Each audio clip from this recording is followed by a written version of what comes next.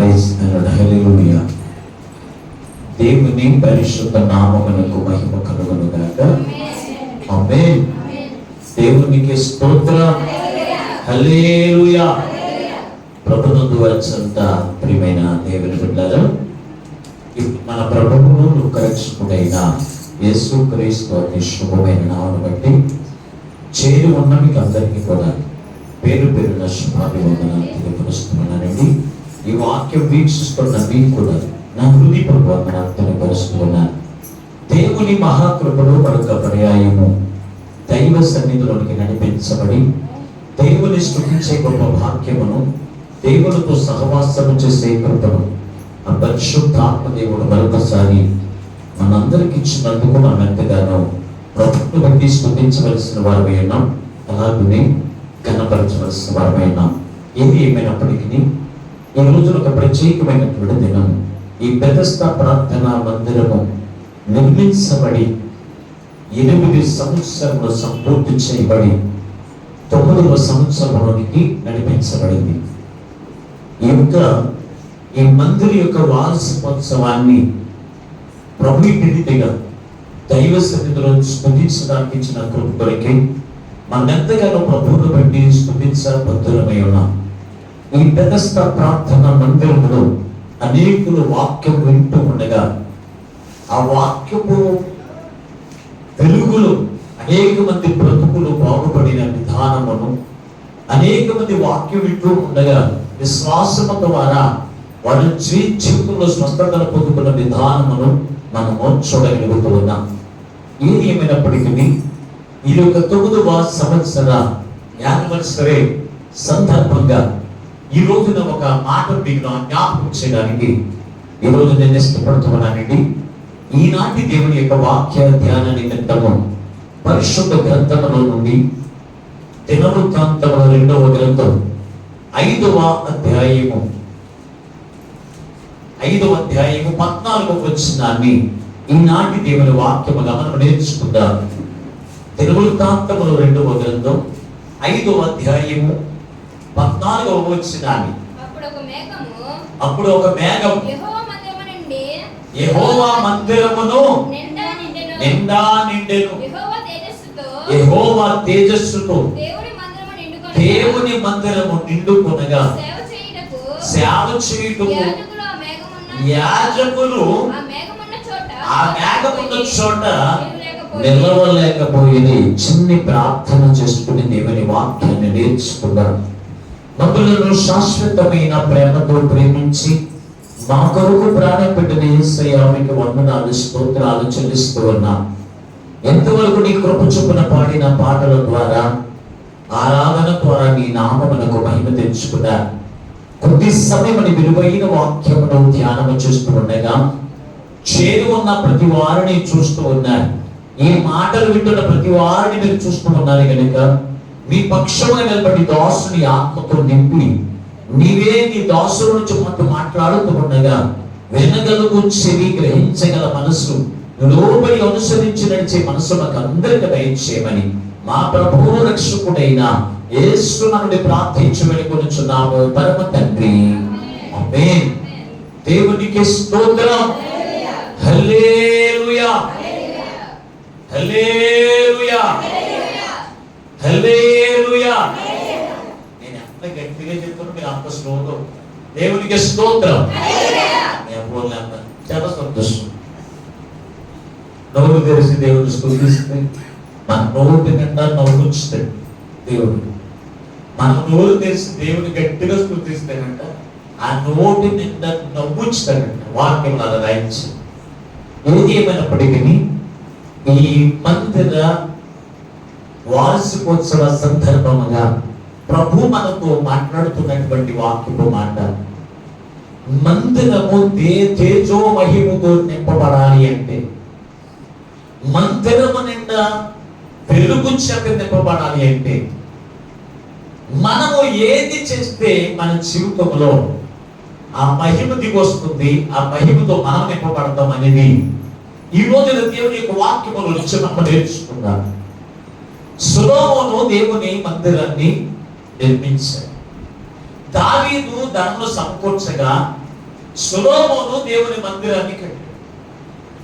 ఆ మందిరము కట్టబడిన ఆ మందిరము ఎప్పుడు దేవుని మహిమతో నింపబడింది అని మీరు ఆలోచన చేస్తే, యాజకులు, పాటలు పాడేటువంటి వారు, వాయించములు వాయించేవారు, ప్రతి ఒక్కరు కూడా దేవుని మందిరంలో పాటలతో దేవుని స్తుతిస్తూ ఆరాధిస్తూ ఉండగా ఆ మందిరము దేవుని యొక్క తేజస్సుతో, దేవుని యొక్క మహిమతో నింపబడింది. దేవుని బిడ్డారా, అయితే దేవుని మందిరము అనగా దేవుని ఇల్లు. దేవుని మందిరము అనగా దేవుని ఇల్లు. దేవుని యొక్క యెహోవా ఇల్లు కట్టించని ఎడల కట్టువాని ప్రయాసము వ్యర్థము అంటూ ఉన్నా. యెహోవా ఇల్లు, ఆ ఇల్లు ఎవరిది? దేవుని.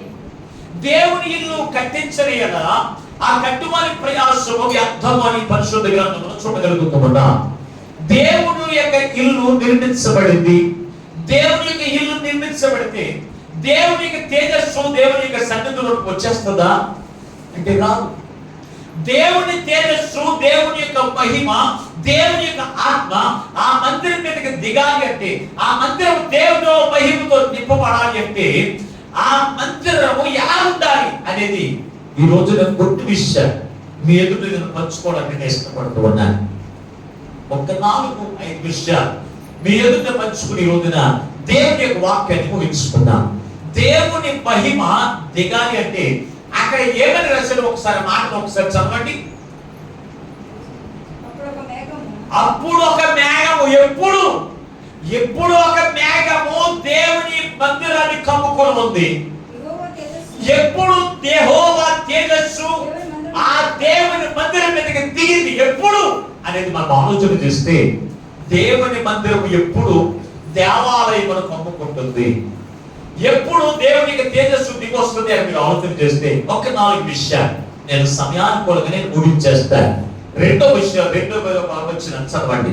దినవృత్తాంతముల 2వ గ్రంథం 5వ అధ్యాయం 2వ వచనం. యెహోవా నిబంధన మందసమును సియోను అనేటువంటి దావీదు పురము నుండి తీసుకుని వచ్చుటకై సొలొమోను ఇశ్రాయేలు పెద్దలను, అధికారులకు, గోత్రములో ఉన్న పెద్దలందరినీ యెరూషలేమునందు సమకూర్చుడి. ఇది మొట్టమొదటి విషయం. దేవుని యొక్క తేజస్సు, దేవుని యొక్క మహిమ దేవుని చేత నిర్మించబడిన ఆ మందిరం మీదకి దిగాలి అంటే, ఆ మందిరము దేవుని యొక్క తేజస్సుతో నింపబడాలి అంటే మొట్టమొదటిగా దేవుని మందిరంలో ఎవరుండాలి అంటే కనుక ఆ సంఘపు పెద్దలు సమకూర్చబడాలి. దైవజనులతో కలిసి ఎవరు సమకూర్చబడాలి? ఆ ఇశ్రాయేలులో నుంచి పెద్దలు అయిన వారు సమకూర్చబడిరి అని రాశారు.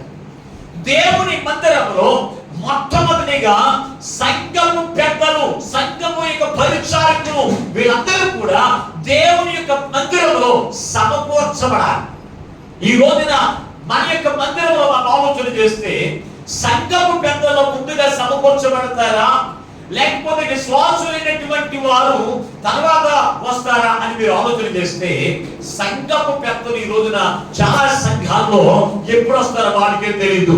దేవుని యొక్క మందిరంలో పని ఉన్నప్పుడు సంఘపు పెద్దలు రావడం కాదు, దేవుని యొక్క మందిరంలో పనులు జరుగుతున్నప్పుడు సంఘపు పెద్దలు కాదండి.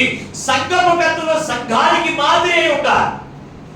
దైవజనుడు సంఘానికి, సంఘపు పెద్దలకు మాదిరి ఉండాలి. ఆ దైవజనుడు పోలినటువంటి విధంగా సంఘ పెద్దలు ఉంటే, ఈ సంఘ పెద్దలను పోలిన వారిగా సంఘ విశ్వాసులు కూడా ఉంటారు. అంటే సంఘ పెద్దలను బట్టి సంఘం నేర్చుకునే వారిగా ఉంటారు. అంటే సంఘపు పెద్దలు ఎప్పుడు సమకూర్చబడాలి అంటే కనుక ఆరాధన సమయానికి ఆ దైవజనులతో కలిసి సంఘపు పెద్దలు దేవుని మందిరంలో సమకూర్చబడాలండి. అప్పుడు ఆ సంఘపు పెద్దలను బట్టి మిగిలిన విశ్వాసులైన వారు నేర్చుకుంటారు. దేవుని యొక్క మహిమ ఓరకినే దేవుని యొక్క మందిరం మీదకి దిగిరాదు. దిగిరాదండి.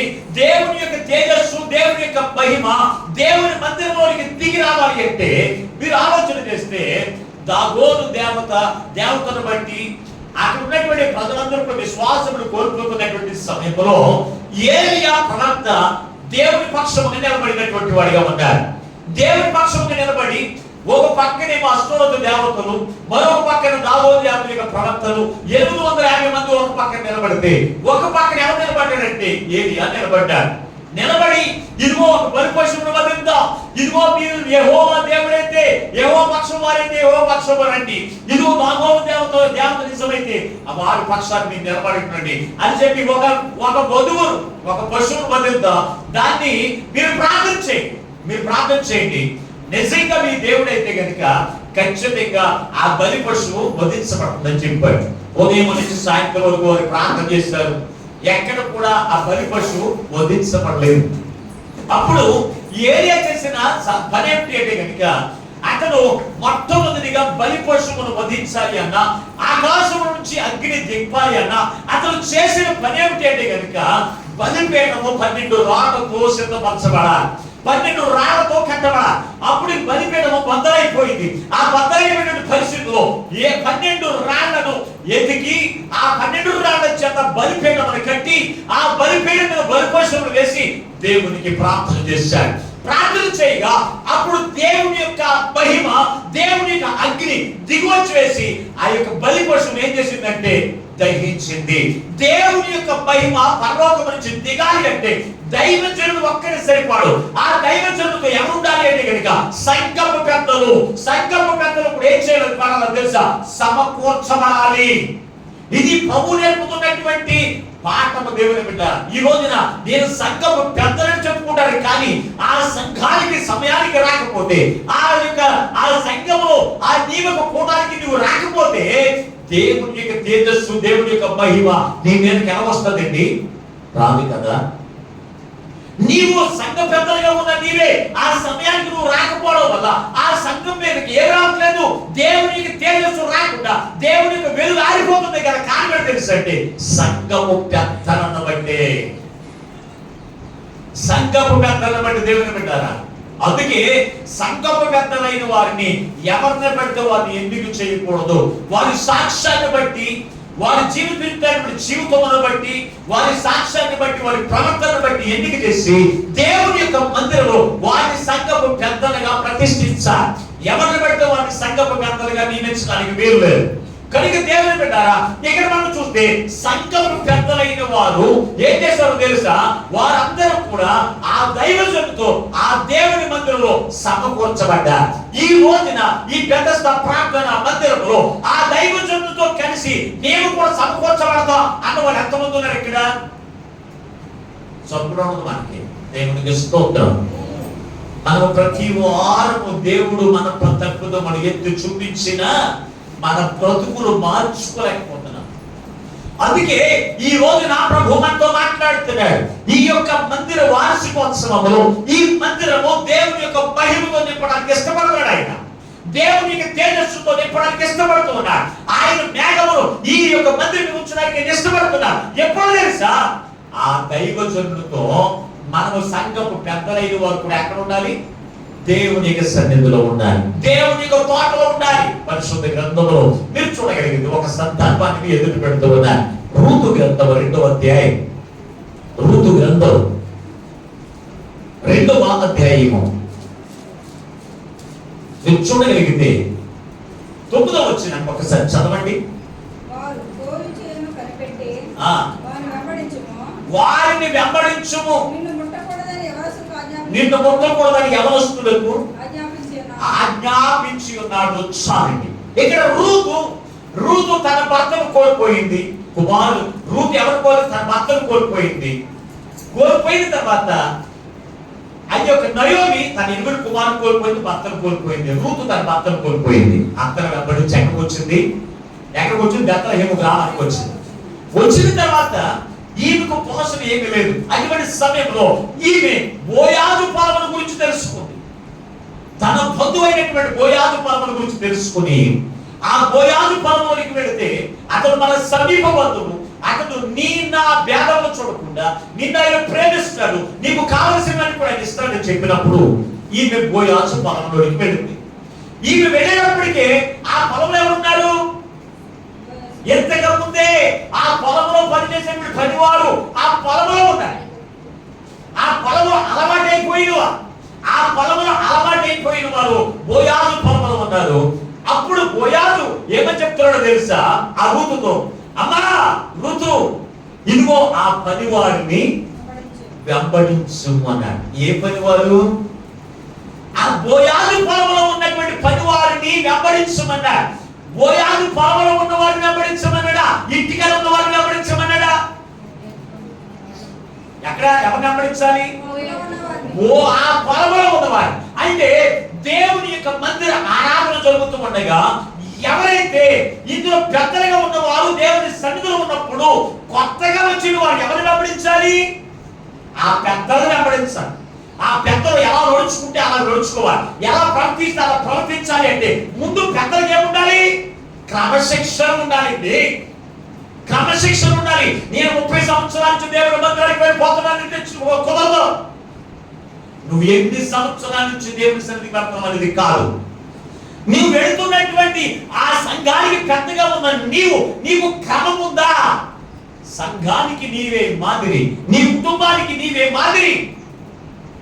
నీదే సమయానికి వెళ్ళకపోతే నీ బిడ్డలు సమయానికి దేవుని మందిరంలో ఉంటారా?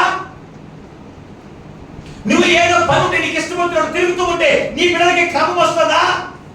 ఇదే క్రమం అనుకుంటారు. ఏ పని ఉంటే అక్కడ తిరిగేయచ్చు, ఎక్కడికంటే అక్కడికి వెళ్ళిపోవచ్చు అనుకుంటారు తప్ప వారికి కూడా నీ వెనక తరము వారికి కూడా నువ్వేం చేయలేకపోతున్నావు, క్రమము నేర్పించలేకపోతున్నాం అనే సంగతి ఒక్కసారి నీవే చూసుకోవాలి ఒకసారి ఖచ్చితంగా. అందుకే ఈ రోజున ప్రభు మనతో మాట్లాడుతున్నాడు. సుమా, ఈ రోజున ప్రభు మనతో మాట్లాడుతున్నాడు. ఇదిగో అయ్యో వారిని వెంబడించు, అందులో అలవాటైపోయిన వారిని వెంబడించు అని ఎవరు చూపించాడు?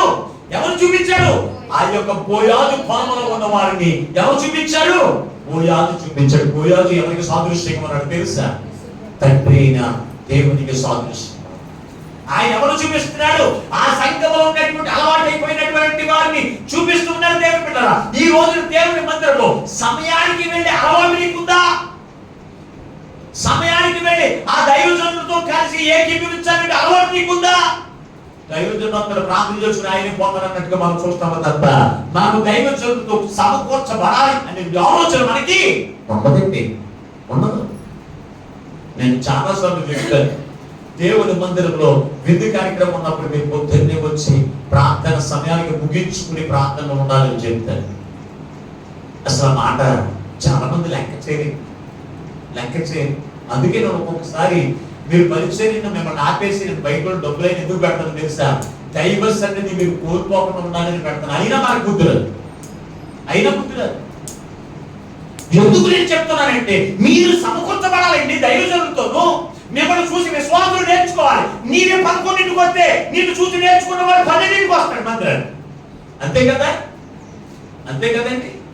నిన్ను చూసి నేర్చుకునేదే నేను నేర్చుకోవాలి. క్రమం నీ దగ్గర క్రమం ఉండాలి కదా. క్రమానికి తయారు నువ్వు వెళ్ళాలని ఉండాలి. ఆ సమయంలో నువ్వు దేవుని యొక్క సన్నిధిలో సమకూర్చబడాలి. అప్పుడే దేవుని యొక్క మహిమ దిగొస్తుంది అనేటువంటి జ్ఞానం నీకుంటే నువ్వు ఎప్పుడు కూడా ఎక్కడుంటావు? సమయానికి ఇంటి దగ్గర ఉండవు. ఎక్కడుంటావు? దేవుని మందిరములో ఆ దైవజనులతో బరువు అర్పించడానికి ఈ 12 రోడ్లు ఎలాగ అవసరమో 12 మంది పెద్దలు కూడా దేవుని మందిరంలో అవసరం. వారు కూడా ప్రార్థనలో ఉండాలి. నువ్వు ఇంటి దగ్గర తిరగడానికి ఎక్కడ పడితే అక్కడ తిరగడానికి కాదు కదా.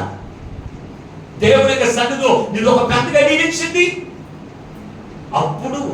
అప్పుడు దేవుని యొక్క తేజస్సు ఆ దేవాలయమును కమ్ముకుంది. ఎప్పుడు ఏం జరిగి ముందున్నాడు వచ్చినాడు అయ్యే అక్కడ అంటాడు. అక్కడ ఉన్నటువంటి పెద్దలను వాళ్ళందరూ కూడా ఏం చేశారు? ఒకసారి ఇంకా మీరు చూడగలిగితే రాజులు మొదటి గ్రంథం 8వ అధ్యాయం 3వ వచనం కూడా చదవండి. రాజులు మొదటి గ్రంథం 8వ అధ్యాయం 3వ వచనం. ఇశ్రాయేలు పెద్దలందరూ రాగా ఎప్పుడు ఎత్తుతున్నారు? ఎప్పుడు పని చేస్తున్నారు యాజకులు? దావీదు గారు యాజకులు పని చెయ్యాలంటే ముందు ఎవరు ఉన్నారు? పెద్దలు. మన దావీదు గారు పెద్ద. ఈ పెద్దలందరూ కూడా ఇక్కడ ఉన్నాయి. చాలా మంది ఉన్నారు పెద్దలు. ఈ పెద్దలందరూ కూడా ఎప్పుడు ఉండాలి? దేవుని యొక్క పని, దేవుని యొక్క మందిర ఆరాధన, ప్రారంభ ప్రార్థన ఎవరితో ఉండాలి? సమకూర్చబడిపోవాలి మందిరంలో. మనం ఎప్పుడు సమకూర్చబడతా? కానుకలు వేసినప్పుడు పరిగెత్తుకుని వచ్చేసి కానుకే చెబుతుంది దేవుడిని కొడతాడా? మాట్లాడేటండి. పరిశుద్ధ గ్రంథంలో ఇశ్రాయేలు పెద్దలందరూ కూడా అక్కడి దేవాలయంలోకి సమకూడగా అప్పుడు వారు ఏం చేశారు? బలి అర్పించారు. మీరు పెద్ద లేకుండా ఇప్పుడు ఫాస్ట్ గా ఏం చేయకూడదు? బలి అర్పించుకోండి. ఈసారి నేను అదే పని చేస్తాను. పెద్ద రాకపోతే ప్రార్థన చేయకుండా కూర్చుంటాను. అంతేనంటే అలాగే చెయ్యాలి. యాక్చువల్గా నీకు రాకపోవడం వల్లే కదా దేవుడు తేజస్సు దేవుడి మందిరం ఉండట్లేదు. ఆ మందిరంలో క్షేమం ఉండట్లేదు. ఆ మందిరంలో ఉన్న వారికి ఆశీర్వాదం ఉండట్లేదు. దేవుడికి మహిమ దిగట్లేదు. ఎందుకో తెలుసా? నీ వల్లే. సంఘ పెద్దగా ఉన్న నీ వల్లే, కేవలం నీ వల్లే. నువ్వెవరైనా సరే దేవుడి యొక్క యాజకులతో దేవుని మందిరంలో సమకూర్చబడాలి. అప్పుడు దేవుని యొక్క తేజస్సు దేవాలయం మీదకి ఖచ్చితంగా దిగి వస్తుంది. ఈ మందిరం మీద వస్తున్నారా? వాళ్ళని వెంబడించమన్నాడు. వెంబడించన్నప్పుడు అలవాటు అయిపోయింది. వాటి అలవాటు అయిపోయినట్ట. అంటే దేవుడి మందిరంలో ఉన్న వాడు అందరూ అలవాటు అయిపోయినట్టే. దేవుడు ఏంటి అలవాటు? క్రమం అలవాటు అయిపోయినట్టు, పాటల పద్ధతి అలవాటు అయిపోయినట్టు, ప్రార్థన చేయడం అలవాటు అయినట్లు, ప్రార్థనకి వెళ్ళడం అలవాటు అయిపోయినట్టుగా దేవుడు భావిస్తూ ఉంటే ఈ రోజున నీకు ఏం అలవాటు ఉంది? నీకు ఫంక్షన్కి తిరగడం అలవాటు అయిపోయింది. పనులుంటే చేసుకోవడం అలవాటు. ఏ పని లేకపోతే మందిరం కొత్త కొంతమంది. అంటే పని ఉంటే మందిరానికి రాదు. పని ఉంటే మందిరానికి రారండి. ఏ పని లేకపోతే మందిరానికి వస్తారు. ఇది కాదు కదా. ఈ రోజున ఈ బెతస్దా ప్రార్థన మందిరం మీదకి దేవుని యొక్క మహిమ రాలేదంటే సంఘ పెద్దలది ప్రాబ్లం, పాస్టర్ గారిది కాదు. పాస్టర్ గారి సమయానికి రాడా? మీ పాస్టర్ గారు రారండి. అందరూ ఊరు తెలిసే చెప్పండి. ఎవరితే ఇక్కడ తర్వాత నేను వింటాను. మీ పాస్టర్ గారు సమయానికి రాడా? కొన్ని మాటలు తెలిపి మీరు రాకపోతే వదిలేసేయండి. పాస్టర్ గారు వస్తాడంటారా ప్రార్థనకి? వస్తాడా? దేవుడికి స్తోత్రం. పాస్టర్ గారితో సంఘ పెద్దలు వస్తారా? ఒప్పుతున్నాయి కానీ మాట వినపడతలేదు. దేవుడికి స్తోత్రం. మేము రామిండి అనాలి. రారెడ్డి కాదు. అందులో మీరు ఉన్న పెద్దలు. నేను రావట్లేదండి అని చెప్పాలంటే దేవుడికి స్తోత్రం. హల్లెలూయా. ఇది మొట్టమొదటి లక్షణం. దేవునికి యాజకులతో సంఘ పెద్దలైన వారు ఏం చేయాలో తెలుసా? ఇదిగో ఆ ప్రార్థన సమయానికి ముందు కాల్చుకుని ఉన్నారు దైవ సేవకుల గురించి. ఆ దైవజనుడు వచ్చినప్పుడు అయ్యా ప్రార్థన స్టార్ట్ చేయండి అయ్యా అన్నారు. అది క్రమం అండి, ఆరాధన క్రమం. అలాగని కూడా ఎవరున్నారు? పాస్టర్ గారు వచ్చి మనకి పెట్టుకోవాలి, పాస్టర్ గారి వైపు పీక్కోవాలి, పాస్టర్ గారి కొట్టాలు కట్టుకోవాలి, ఏదైనా ఆయన చేసుకోవాలి. మళ్ళీ ప్రకటించిన తర్వాత ఆ పాటలన్నీ అయిపోతాయి. ఆయన పాటలు పాడుకోవాలి, ఆయన ఆరాధన చేసుకోవాలి. తర్వాత మనం వెళ్ళవద్దా? ఇది క్రమమా? ఇదేనా ప్రభు నీకు నేర్పించిన క్రమం? ఈ క్రమంలో దేవుని యొక్క మహిమ తేజస్సు దేవుని మందిరం మీదకి దిగురా. ఖచ్చితంగా చెబుతున్నానండి. దేవుని మహిమ దేవుని సన్నిధిలోనికి రాకుండా ఉంది అంటే కేవలం పెద్దల వల్లే. రెండో పాయింట్ వెళ్దాం. ఇక్కడ మనం చూడగలిగితే 5వ వచనం చదవండి. దినవృత్తాంతంలో 2వ గ్రంథం 5వ అధ్యాయము చేప పట్టుకుని ఉండండి. 2వ వచనం.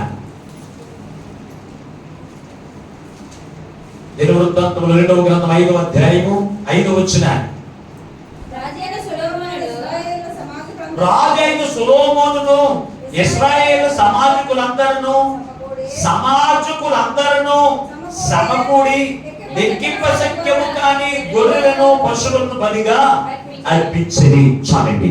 రెండో మాట ఏంటంటే సమాజకులందరూ సమకూర్చబడాలి. మొట్టమొదటి ఎవరో అని చెప్పాడు? పెద్దలు. అవునా లేదా? ఆ ముందు వచ్చిన మంది కదా ఇంత చదివింది ఆ మాట. అదే ముందేమో పెద్దలందరూ రావాలి, తర్వాత సమాజకులందరూ అన్నాడు. సమాజకులు అందరూ అంటే కుటుంబానికి ఒకరు కాదు. కొంతమంది పెళ్లి భోజనం ఏం చెప్తారు? కుటుంబం కుటుంబానికి ఒకళ్ళే రెండు గంటలు భోజనం. కానీ దేవుని మందిరం అలా కాదండి. దేవుని మందిరం కుటుంబాలతో రావాలి. అది ప్రార్థనకి కావచ్చు, విందుకు కావచ్చు, ఏదైనా సరే.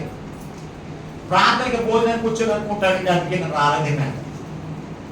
భోజనానికి వస్తామేంటి? నువ్వు ప్రార్థనకి వెళ్తానే నువ్వు వెళ్ళేది ఎక్కడికి?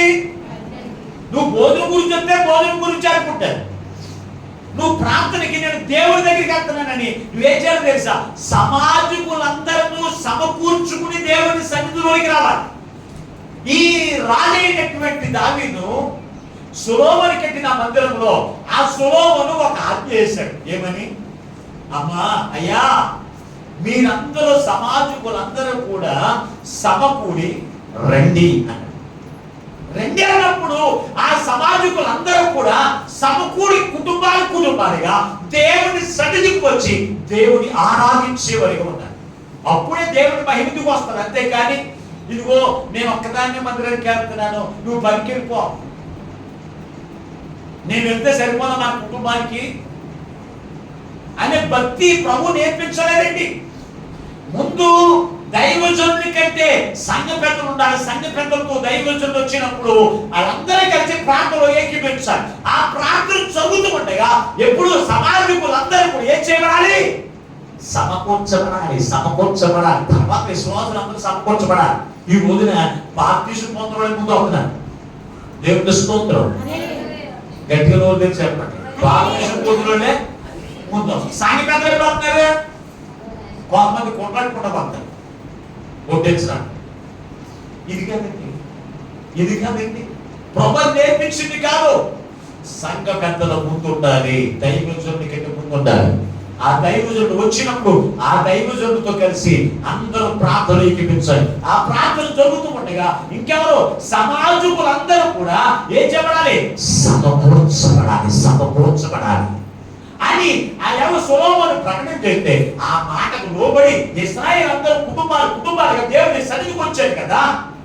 సొలొమోను దైవజనుడు కాదు, మందిరాన్ని కట్టాడు కానీ సొలొమోను దైవజనుడు కాదు. అతను రాజు మందిరం కట్టిన రాజే ఏమన్నాడు? మీరందరూ కుటుంబాలుగా ఎక్కడికి వచ్చేయాలి? దేవుని సన్నిధిలోకి రండి అని ప్రకటన చేస్తే వాళ్ళందరూ వచ్చేసారు. ఈ రోజున సంఘ పెద్దలు ఏం చేయాలి? సంఘ దైవజనుడు చెప్పడం కాదు, సంఘ పెద్దలు చెప్పాలి. ఏమని? అమ్మా, ఇదిగో పలానా చోట కార్యక్రమం ఉంటుంది, పలానా చోట కూడుకుంటుంది, పలానా చోట ఆరాధన ఉంటుంది, ఈ రోజున తప్పనిసరిగా మీరు అందరూ కుటుంబాలుగా రండి అని ఎవరు? సంఘ పెద్దలే విశ్వాసులకు చెప్పవలసిన వారు ఉంటారు. అలాగే ఉంటారండి. ఇప్పుడు సంఘ పెద్దలకి ఇక్కడ దొంగుంటే పాస్టర్ గారు తిరిగి చెప్పలేదండి. ఎవరికైనా కబురు చెప్పండి, అబ్బాయి గారు మీరు చెప్పేయండి. ఎవరికైనా ఒక కబురు చెప్పాలంటే ఒక విశ్వాసికి కబురు అవుతుందండి. ఇప్పుడు ఎవరైనా కానీ అలా ఉంటారు. పాస్టర్ గారు ఎక్కడో దానిలో ఉంటాడు పాస్టర్ గారు, వాళ్ళ నాడికి మీరు చెప్పండి. ఏంటి? నీ ఊళ్ళో ఉన్న వారికి మా ఇంటి పక్కన ఉన్నవాడు చెప్పమని చెప్తున్నారు. ఈ నవ్వుకోవడానికి బాగానే ఉంటుంది, కానీ అయ్యి ప్రభు యొక్క ఎంత ఆవేదనతో మాట్లాడుతున్నాడో మీరు గమనించండి. ఖచ్చితంగా నువ్వు ఒక్కడే ఏంటి? ఒక్కరికే భోజనం చెప్పారు పక్కన వాళ్ళని చెప్పేసి ఆ తిట్టుకుంటేస్తావు. మందిరం నాకు కాదు కదా, కుటుంబేదిగా ఏమన్నాడు? సమాజకులందరూ కూడా సమకూర్చబడాలంటే వాళ్ళందరూ కూడా ఆ రాజు చెప్పిన మాటకి దేవుని యొక్క మందిరంలో సమాజముగా సమకూడితే ఈ రోజున నీవు ఎంతమందికి సమకూడుతున్నావు? కుటుంబానికి ఒకడు వస్తారు మన మందిరానికి. అవునా కదా? చెప్పకుండా సరే అందరికీ కుటుంబానికి గట్టిగా చెప్పండి గారు. దేవునికి స్తోత్రం. హల్లెలూయా. ఏంటో చెప్పండి. హల్లెలూయా. ఎంత ఏడవ తెలుసా విషయానికి? కుటుంబానికి వచ్చిన ఒకడు వచ్చిన ఏం చేయాలి? ఇదేంటి చర్చి యొక్క యాదర్శిని పండగ చేసుకుంటాం. పాస్టర్ గారు ఎలా పండగ చేసుకుంటారా? దేవుని బిడ్డలారా ఆలోచన చేయండి. సమాజకులందరూ కూడా సమకూర్చబడారట. ఈ రోజున నీ కుటుంబం అంతా సమకూర్చబడిందా? మందిరంలో నువ్వు సమకూర్చుకుంటున్నావా? ఆలోచన చేస్తారా? ఒక్కడే ఒక్కడు మీలో పొందాం చెప్పారు. ఇంకా అమ్మా మీ అబ్బాయి ఏమయ్యాడు? లేదండి పని ఉంటే వెళ్ళాడండి. అమ్మ మీ అమ్మాయి ఏమైంది? ఫంక్షన్కి పంపించాడండి. మీ ఆయన గారు ఏంటంటే ఎందుకండి ప్రాణకు వచ్చిన మందు మాత్రలేదు కదా అందుకే పనికి పంపించేశాను మన భక్తిది. అప్పుడు దేవుని యొక్క తేజస్సు మన మందిరం మీద కనగొంటుందండి. అప్పుడు అన్నాడు ఎప్పుడు ఎప్పుడు సంఘపు పెద్దలో ముందుగా సమకూర్చబడి దైవజనులతో వారు బలర్పించారు, దైవజనులతో ప్రార్థన ఏకీభవించారు. అప్పుడు రెండవది సమాజికులందరూ కూడా సమకూర్చబడాలి. అప్పుడు దేవుని యొక్క తేజస్సు దేవుని మందిరంలో ఖచ్చితంగా ఉంటుంది. నీ పిల్లలకి నేర్పించాలి, నీతో ఏకీభవించాలి. నీ పిల్లలకి నేర్పించాలి. అక్కడ మాట మరొకసారి చదవండి, 5వ వచనాన్ని. రాజైన సొలొమోనును ఇశ్రాయేలు సమాధికులందరూ సమకూడి లెక్కింపశక్యము కాని గొర్రెలను పశువులను బలిగా అర్పించింది. ఈ దేవునికి అర్పించినవి ఎటువంటివి అర్పించారు? విలువైనవి, గొర్రెలను, మేకలను, పశువులను.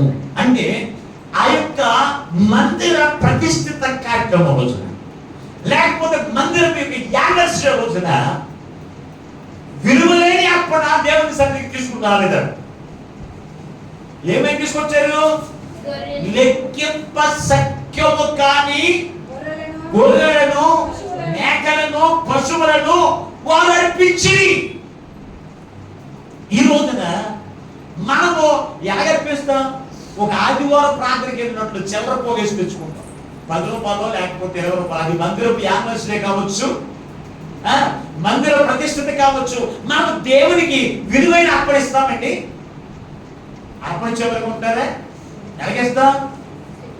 పాస్టర్ గారు ఒకవేళ పేరు రాయించుకుంటున్నాం అంటే కానీ విలువైన అర్పణిస్తాం. ఎందుకంటే ఆ అర్పణ అందరికీ తెలుస్తుంది. కానీ దేవునికి మీరు విలువైన అర్పణ దేవుని అర్పించండి. ఎవరు చూసి వచ్చారు అని ఏం చేస్తారు? 10 రూపాయలు ఇస్తే ఎవరు చూశారు, 5 రూపాయలు కాయిన్ అయితే ఎవరు చూశారు? ఏం చేస్తారు? ఒక చేతితో కనపడకుండా ఒక చేతితో దాచుపట్టుకునే అంత రహస్యం. ఇది విలువైందా? అదేనా మీ బిడ్డలకి నేర్పించేది? ఖచ్చితంగా బిడ్డలు సండే స్కూల్ పెడుతున్నప్పుడే వారికి విలువైన అర్పణ అర్పించడం నేర్పించాలి. వారికి నేర్పించాలి. అదే బట్టి నేర్చుకుంటారు. దేవుని బిడ్డలు ఆలోచన చేయండి. దేవునికి విలువైనది దేవునికి అంతేకాని విలువలేనిది, లోకంలో విలువలేనిది, కొట్టుల దగ్గర విలువలేనిది. కొట్టుల దగ్గర విలువ ఉండదు. చిరిగిపోయి నేను తీసుకోను అంటే అది ఎక్కడ తీసుకొస్తారు? ఎక్కడ తీసుకొస్తారు చెప్పండి?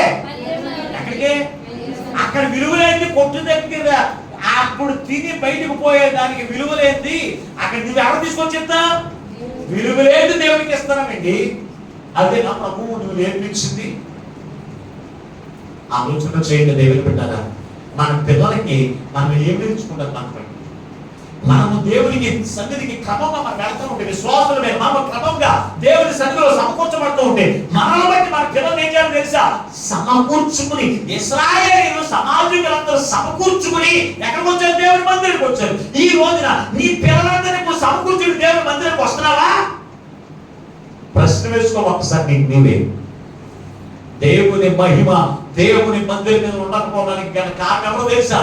విశ్వాసులైన మీరే. ఒక్కడిగా వచ్చేస్తున్నారు. ఆడేమో నేను ఆడుకోవడం పోతున్నాను, లేకపోతే తప్పిపోతున్నాను, ఇటుపోతున్నాను అంటారు తప్ప ఆ బిడ్డల గురించి ప్రార్థించే లక్షణం నీకుందా? ఈరోజు మరొక రోజు నీకు తెలుసా? Mother's day. ఈరోజు మరొక ప్రత్యేకమైన రోజు ఏమి తెలుసా? Mother's day. ఈ మదర్స్ డే దీని గురించి మాట్లాడుతున్నాడు దేవుని బిడ్డలు. ఇదే సందర్భంలో ప్రభు మాట్లాడుతున్నాడు. ఆ మదర్ ఎవరున్నారంటే, మదర్ అంటే తల్లి. సమూయేలు తల్లి. సమూయేలు తల్లి నేను ఒక్కదాన్ని ప్రార్థనకి వెళ్ళిపోతాను. నేను వెళ్ళిపోయిందా? ఏం చేసింది?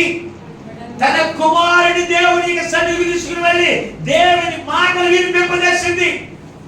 దేవుని సన్నిధిలో సమకూర్చుకుని ఆ దైవుని గొప్ప దైవకుడిగా, యాజకుడిగా, న్యాయాధిపతిగా, దీర్ఘదర్శిగా ఎంతో గొప్ప అంతస్తులు రావడానికి గల కారణం ఏంటో తెలుసా? ఆ కుమారుడు సమకూర్చుకుని దేవుని మందిరం కంటే కాదా? జబదై కుమారుడు తల్లి సొలోమి ఆమె చేసిన పని ఏంటో తెలుసా? తనకి 2 కుమారులు కూడా సమకూర్చుకుని ప్రభు ఎదురు తీసుకుని వచ్చేది.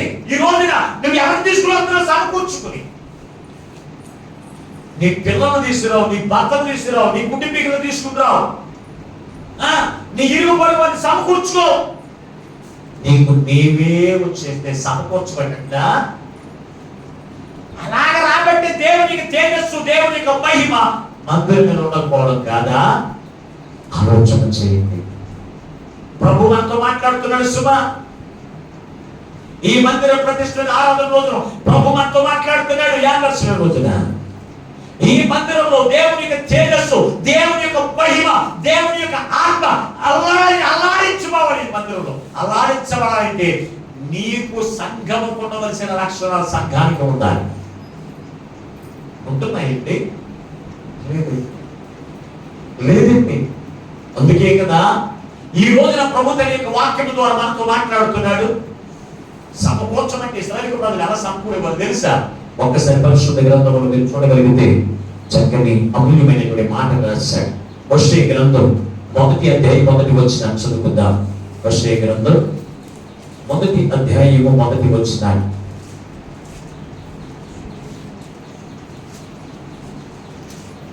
మొదటి అధ్యాయము 1వ వచనం. ఉజ్జియా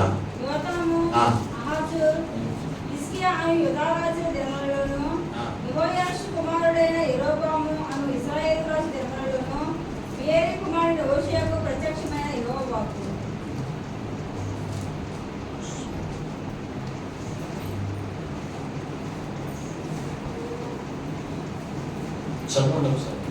మొదట యెహోవా యోషీయాతో ఈ మాట సెలవిచ్చెను, జనులు యెహోవాను సర్జించి బహుగా వ్యభిచరించున్నారు గనుక నువ్వు పోయి వ్యభిచారం చేసి స్త్రీని పెండాడి వ్యభిచారం వల్ల పుట్టిన పిల్లలను తీసుకొనమని ఆయన హోషేయకు ఆజ్ఞ ఇచ్చెను. కాబట్టి అతను పోయి దిబ్లాయిము కుమార్తె అయిన గోమెరును పెళ్లి చేసుకున్నాను. గర్భవతి కుమార్తె కనుక యెహోవా అతనితో ఇలాగ సెలవిచ్చెను. చాలండి దేవుని బిడ్డలారా, మీరు ఒకసారి ఆలోచన చేస్తే దేవుని ప్రజలు వర్షంతో దేవుడు మాట్లాడినప్పుడు ఆ ప్రజలందరూ కూడా దేవుని యొక్క మాటకు విధేయత చూపించి దేవుని యొక్క సన్నిధిలో వారి సమకూర్చబడారండి. ఈ యొక్క హోషేయ వారందరికీ కూడా నేర్పించిన మాటను బట్టి వారు ఏమయ్యారో తెలుసా? దేవుని మందిరములో ప్రేమ కలిగి సమకూర్చబడినటువంటి విధానమును దేవుని యొక్క వాక్యములో మనం చూడటం తప్పనిసరిగా. మనం చూస్తే ఈ రోజున దేవుడు మనతో మాట్లాడుతున్న ప్రతి ఒక్క మాటను బట్టి మనం దేవుని యొక్క మందిరంలో ఎందుకు సమకూర్చబడట్లేదు అనేది ఎవరికి వారే ఆలోచన చేయాలండి. ఎవరికి వారే ఆలోచన చేయాలి. దేవుని మాటను నిర్లక్ష్యం చేస్తూ దేవుని యొక్క మాట చెప్పులు చేయకుండా నీకు ఇష్టం వచ్చినట్టుగా నీవు దేవుని యొక్క సన్నిధికి రావడం కాదండి. సన్నిధికి రావడం కాదు. దేవుని యొక్క సన్నిధిలో మనం ఏం చేయాలి తెలుసా? సమకూర్చుకుని దేవుని యొక్క సన్నిధికి నడిపించబడినటువంటి వారిగా మనం ఖచ్చితంగా ఉండాలి. దేవుని యొక్క ప్రజలకు వారి జ్ఞాపకం చేసినప్పుడు వారందరూ కూడా ఆ యొక్క స్త్రీలకి పురుషులకి వారందరూ దేవుని యొక్క సన్నిధిలో సమకూర్చబడి ప్రభువుని ఆరాధించినటువంటి విధానమును మనం చూడగలుగుతూ ఉన్నాం. ఈ రోజున దేవుని సన్నిధిలో సమకూర్చుకునేటువంటి ఆలోచన నీకుందా? దేవుని యొక్క సన్నిధిలో విలువైన అర్పణ, విలువైనది దేవునికి. అంటే మేకను తీసుకున్నామని ప్రభు చెప్పట్లేదు. మేకలు, గొర్రెలు ఎవరినో తెలుసా? ఇప్పుడు మీరు అర్థం చేసుకోవాల్సిన విషయం మరొకటి ఉంది. గొర్రెలు అంటే ఎవరు? గొర్రెలు ప్రభు అంటాడు, సీమోను నన్ను ప్రేమిస్తున్నావా? నా గొర్రెలను కాయము అన్నాడు. గొర్రెలు అంటే ఎవరు? సంఘం. గొర్రెలు అంటే ఎవరు? అంటే నువ్వు ఎవరు సమకూర్చుకోవాలి? సంఘము విలువైనది. సంఘము క్రీస్తు రక్తము చేత విలువైన సంఘాన్ని నువ్వేం చేయాలి తెలుసా? సమకూర్చుకోవాలి. అమ్మా ప్రార్థన టైం అయింది, ఇంకా అవ్వలేదా? రండి, చాలా లేట్ అయిపోతుంది, రండి ప్రార్థనకి వెళ్దాం అన్నట్టు మనం ఉండాలి. ఎవరన్నా సమకూర్చుతామని మనమే లేట్గా తగ్గాల్సిన మనం వెళ్ళేసరికి ఆ చుట్టుపక్కల అందరూ ప్రార్థనకి వెళ్ళే వాళ్ళు అందరూ వెళ్ళిపోతారు. మనమే ఆకారం అవుతాం. ఎప్పుడు వస్తాం మనం? మన ఇంటి పనులు కూడా ఆదివారమే బట్టలు పెట్టుకుంటాం. ఆదివారం పొద్దున్న బట్టలు ఉంది కదా. ఇంటికాడ ఉన్న వాళ్ళకి వంట చేసి పెట్టలే, ఇంటికాడ కొనుక్కున్న వాళ్ళకి ఇంటికాడ పెట్టకూడదు. ఇంటికాడ నువ్వు తాళం వేసేది ఆడుకో. ఇంటికాడ ఏమేయాలి? మాట్లాడండి. ఇంటికాడ తాళం వేసేది. చుట్టాలు వచ్చిన ఎక్కడికి రావాలి? నీ గురించి ఎక్కడికి రావాలి? మాట్లాడండి. మందిరానికి రావాలి. ఆ గురించి వీడికి వెళ్ళిపోవడం కాదు. ఎవరో చుట్టాలు వస్తాడు ఇంటికి, ఆదివారం వస్తాడు. ఇంటికి పలానా చుట్టాలు వచ్చారంటే నువ్వు ఏం చేస్తావు? మాట్లాడట్లే.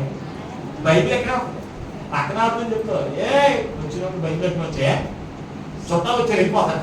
ఆ గురించి నువ్వు ఇంటికి వెళ్ళిపోతావు తప్ప మందిరానికి వాళ్ళ చుట్టాలు వచ్చాడు నువ్వు కౌరప్పాలు ఏమని ఈ రోజు ప్రార్థన నువ్వు ఖచ్చితంగా మందిరానికి రా. నిజంగా దేవుని మందిరంలో కూర్చోగలిగితే ఇంకొక ఆదివారం వస్తాడు. నిజంగా కూర్చోలేకపోతే మళ్ళీ ఆదివారం ఎప్పుడు ఆదివారం నీ దగ్గరికి వస్తాడే మాట్లాడే. కానీ ఆదివారం వచ్చేటప్పుడే చేస్తావు నీ జీవితం ఆగుతావు. ఎందుకు? ప్రార్థనలో ఉన్న ఈ కౌరవం దగ్గరికి వెళ్ళిపోతాడు కదా మాట చేయడానికి. అప్పుడు ఆదివారం రాకపోతే ఏం చేస్తాడు? ప్రభు ఏమని చెప్తున్నాడు? జనులందరినీ సమకూర్చుకుని అబ్రహాము తన యొక్క పనివారిని అందరూ కూడా సమకూర్చుకుని దేవుని యొక్క మందిరానికి వెళ్ళేవాడు. ఈ రోజు నువ్వేం చేస్తున్నావు? ఇంటిగా వరకు మాట చేసి పెట్టాలండి. చెప్పా ఖచ్చితంగా ఈ రోజు మందిరంలో విందు ఉంటుంది. దేవుని మందిరం నేను పరిచయం చేయాలి. నువ్వు కూడా వచ్చాయి ఖచ్చితంగా. నేను మందిరం పరిచయం చేయడానికి వెళ్తున్నాను. నీవు కూడా వచ్చాయి. నీకు అక్కడే నువ్వు కుటుంబంతో వస్తే నేను ఎవరైనా అడుగుతారా? కుటుంబంతో దేవునికి సన్నిధికి వస్తే నేను ఎవరైనా అడుగుతారా? నిన్ను బట్టి ప్రభు ఆనందిస్తాడు. నీ కుటుంబంతో వస్తేను నువ్వు ఏకాగ్రగా వస్తే ప్రభు నిన్ను బట్టి దుఃఖిస్తాడు. సమకూర్చుకోవాలండి. సమకూర్చబడాలి దేవుని యొక్క మందిరంలో. దేవుని యొక్క మందిర ప్రతిష్ఠిత ఆరాధన అయినా వార్షికోత్సవమైనా కొంతమంది పరిశోధనలో లేకపోతే బల్లారాధన తీసుకునే రోజైనా సరే దేవునికి సన్నిధికి వెళ్ళాలి అని ఆలోచన ఉన్నది. సమకూర్చబడడానికి ఇష్టపడండి చాలా మంది. నువ్వు వెళ్ళు నాకు ఇష్టపడి వస్తానులే నాకు పని ఉందా అంటే అటువంటి వాటిని వదిలేసుకో ఖచ్చితంగా. అందుకే ఈ రోజు నా ప్రభు మనతో మాట్లాడుతున్నాడు. ఇదిగో దేవుని మందిరంలో సమకూర్చబడకపోతే దేవుని యొక్క తేజస్సు ఆ సంఘం మీద నిలబడదు. నిన్ను బట్టి కదా. ఆలోచన చేయండి. ప్రభు మనతో మాట్లాడుతున్నాడు. దేవుని యొక్క మహిమ అప్పుడు ఆ 14 వచ్చినప్పుడు చాలా స్పష్టంగా రాశాడు. అప్పుడు దేవుని యొక్క తేజస్సు దేవుని మందిరం మీద కమ్ముకొను. ఆ మందిరంలో యాజకులు నిలవలేకపోయింది. అంటే ఆరాధన జరుగుతుంది. ఎప్పుడు దేవుని మందిరంలో మనం ఏం చేయాలి తెలుసా? పెద్దలు సమకూడాలి. రెండవది విశ్వాసులు సమకూడాలి. విశ్వాసులు కలిగిన ప్రతి వారు కూడా దేవునికి సన్నిధికి విలువైనది దేవుని సన్నిధిలో విలువైనది అన్నానని చెప్పి పాస్టర్ గారు విలువైనది తీసుకుంటాం అన్నాడు అని మీరు తిట్టుకోవడం కాదు. ప్రభువునికి ఇచ్చిన దాంట్లో ప్రభు భాగాన్ని ప్రభువుకి ఇచ్చేవారిగా మనం ఉండాలి. అక్కడ దేవుని యొక్క మందిరం. అంతేకాని ప్రభువుని మనం దోచుకోవడం కాదు, ప్రభువుని మనం దొంగిలించడం కాదు. ఇది కానీ మనం చేయవలసిన పని. ఇది అలా చేయడం వల్ల దేవుని మహిమ దేవుని యొక్క తేజస్సు నీ మీదకి రాదు. నిన్ను బట్టి దేవుని యొక్క మందిరంలోనికి కూడా రాదు.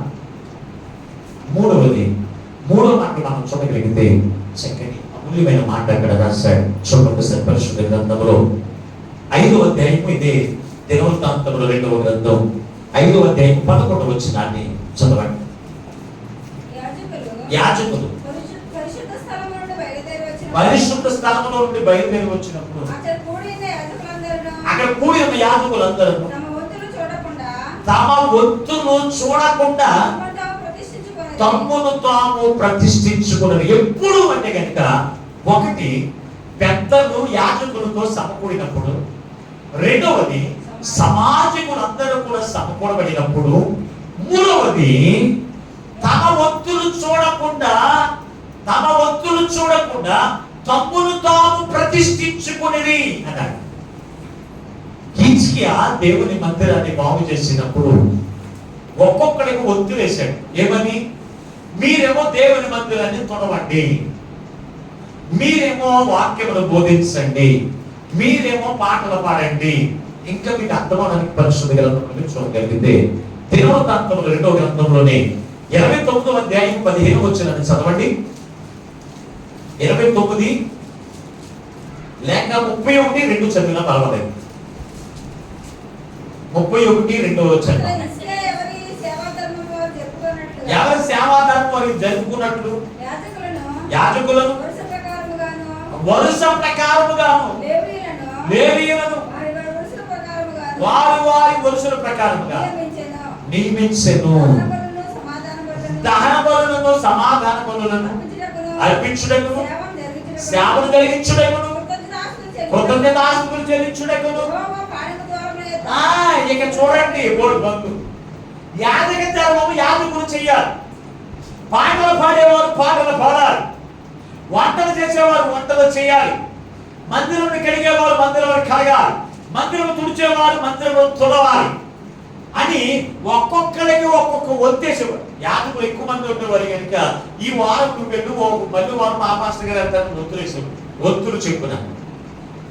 అయితే అక్కడ ఏమంటాడు, తమ తమ ఒత్తులు చెప్పున చూడకుండా, తమ ఒత్తులు చూడకుండా తమ్మును తాము ప్రతిష్ఠించుకునేరి అన్నాడు. వంతులు చూడకుండా. ఈ వంతు ఎవరిది? ఈ మందిరం తుడిచే వంతు ఎవరిది? ఎవరిదండి? పద్మరాగాంది. అయితే ఇప్పుడు ఈ మందిరం తొడవడానికి ఆమె కాలికి కొంతమంది ఇరిగిపోయింది. ఇప్పుడు మనం ఏం చేస్తాం? పద్మరాగం లేక మందిరం తొడవబడట్లేదు, పద్మరాగమే రాగాలి, కాలు బాగుపడ్డా ఆవిడే వచ్చి తొడవాలి. ఇది ఏంటంటారు? వంతులు చూసుకోవడం అంటారా, లేకపోతే వంతులు చూడకుండా ఉండమంటారా? మాట్లాడలేదు. వంటలు చేసే పని అభిగేది అయితే ఆ వంట ఆవిడకి ఆ రోజు బాగోలేదు. అప్పుడు మిగిలిన ఏం చేయాలి? వంతులు చూడాలి. అభిగేయాలు కుమంటిలో బాగున్నా బాగోపోయి వచ్చి పోయి దగ్గర కూర్చొని ఏం చేయాలి? వంట చేయాలి అనేది వంతులు చూడాలి. అవునా లేదా? ఒకవేళ అభిగేయాలకు బాగోకపోతే మన దావీదు గారు ఉన్నాడు, అలా అక్కడ చాలా గారు ఉన్నారు, అలా తీసేయండి, పోయి దగ్గర బాగా కూర్చుంటారు. ఈ గది వంతులు ఏం చేయాలి? మనం వంతులు చూడకుండా ఆ పనులు చెట్టుకు నిన్ను నువ్వేం చేయాలి? ప్రతిష్ఠించుకోవాలి. నీ ఎదుర్కొన్న కళ్ళ ఎదుర్కొన్న తుప్పు కనపడుతూ ఉన్న దేవుని మందిరంలో అది నువ్వు వంతు చూడతావా? ఈ యొక్క పని ఎవరు చేయాలి? పలానా అభిగేలు చేయాలి, లేకపోతే పలానా పద్మరాయకులు చేయాలి. వంతులు చూడతావా నువ్వు? ఏం చేయాలి? ఇది దేవుని పని, దేవుని పని. ఈ పని చేయడానికి దేవునికి అవకాశం ఇచ్చాడు. నువ్వేం చేయాలి? వంతులు చూడకుండా చేయాలి అనేటువంటి ప్రతిష్ఠించుకోవాలి దేవుని మందిరం. అది ఉంది ఈ రోజు మనకి. వంతులు మారి జీవితం అయిపోం, వంతులు మారి జీవితం. వంతులు వేసుకుంటారండి. ఇది నేను కాదు ఆనే చేయాలి. వాయించమని వాయించేవాళ్ళు ఉంటారు, ఒక్కడే వాయిస్తాడా? మిగిలిన వాయించాడు వాయించేవాడు, మీరు వాయించరా? ఇది వంతులే. పాటలు పాడడానికి వంతులు. నేను పాట నువ్వు పాడు. తమ్మును తాము ప్రతిష్ఠించుకుని ఏమని దేవుని పని చేయడము. అయ్యా నేను సిద్ధంగా ఉన్నానని దేవుని పని కొరకు వారు ప్రతిష్ఠించుకున్నారు. ఈ రోజున నువ్వు అసలు ఏ పనికి ప్రతిష్ఠించుకున్నావు? నేను ప్రశ్న వేస్తున్నాడు. ఈ రోజున దేవుని యొక్క ఇల్లులో, దేవుని యొక్క ఇంటిలో నువ్వు ఏ పనికి ప్రతిష్ఠించబడ్డావు? ఎప్పుడన్నా ఆలోచించారా? దేవుని ఇంటిలో నేను పలానా పని చేయడానికి ప్రతిష్ఠించుకున్నాను అన్నరోజు ఎదురు సార్ దేవునికి స్తోత్రం, దేవునికి స్తోత్రం. అసలు ఒక పని చెయ్యాలని నువ్వు తీర్మానం లేదా? అసలు ఎంతకన్నా దౌర్భాగ్యం ఏమైనా ఉంటుందా మందిరంలో? ఉంటుందంటారా? మాకు నేను ఆ ఫేస్బుక్ లో ఒక ఆయన చూశాను. ఆయనకి అసలు ఒక కాల్ లేదండి. నేను స్టాండ్ పెట్టుకుని మందిరం దురుకుతున్నాడు అండి. అలాగా చిమ్మించుకుని దురుకుతున్నాడు, కాళ్ళు లేనాడు. ఈ రోజు నీకు కాళ్ళు ఇచ్చాడు, చేతులు ఇచ్చాడు, పని చేయడానికి ఆరోగ్యం ఇచ్చాడు. దేవుని మందిరంలో చిన్న పని చేయడానికి కూడా తీర్మానం లేదు నీకు. మరి అటువంటిప్పుడు దేవునికి తేజస్సు నీ మీదకి ఎలా వస్తుంది? దేవుని యొక్క మహిమ దేవుని మందిరం మీదకి ఎలా వస్తుంది? ఎప్పుడైనా పరిశీలన చేస్తారా? ఈ రోజు అందుకే కదా ప్రభు మనతో మాట్లాడుతున్నాడు. ఈ మందిరం యొక్క యానివర్సరీ సందర్భంగా ప్రభు మనతో మాట్లాడుతున్నాడు. ప్రతిష్ఠించుకో. ఇప్పటి వరకు దేవుని యొక్క పని కొరకు ప్రతిష్ఠించుకోకపోతే ఈ రోజు ప్రతిష్ఠించుకో. నేను దేవుని మందిరంలో పని చేయగలనయ్యా, నేను తొడవగలనా? ఇంటి దగ్గర ఎంతమంది వాకలు తుడుచుకోవట్లేదు? మాట్లాడరే? ఇంటికాడ ఎవరు వాకలు తుడిచేవాళ్ళు లేరా? మాట్లాడరే? మరి దేవుని మందిరంలో చీపెడితే నీ చెయ్యకపోతా? ఇంటికాడ ఎంతమంది కుండలు తోముకునే వాళ్ళు లేరు?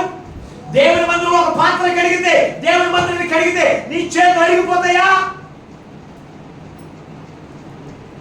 ఆలోచన చేయండి. దేవుని మందిరంలో వాయిద్యములు వాయిస్తే నీ చేతులు అరిగిపోతాయా? ఇంటి దగ్గర భార్యని ఎలా కొడతలేదు నువ్వు? చెప్పండి. వాయిద్యముల కంటే బాగా కొట్టగలరు ఎవరిని? భార్యలని. దేవునికి స్తోత్రం. హల్లెలూయా.